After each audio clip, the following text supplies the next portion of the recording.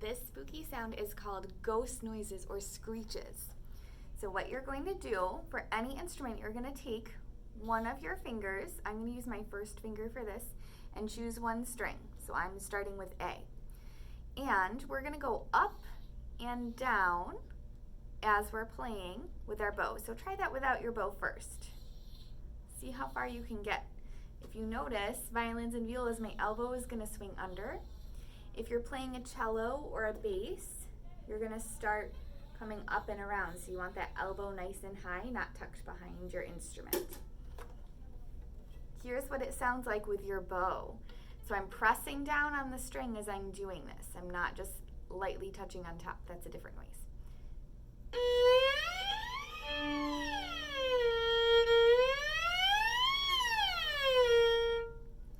You can change the speed of your ghost noise, so you can go fast or slow. So here's a little bit slower one. I'll switch to D string for this one.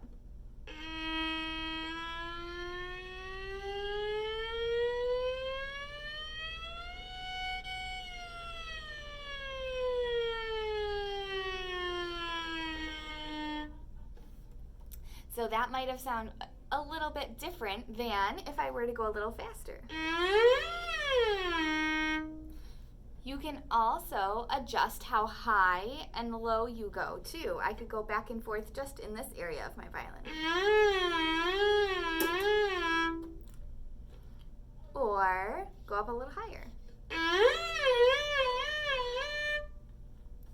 The key is to making sure that your whole hand moves at the same time. It's not just my finger moving.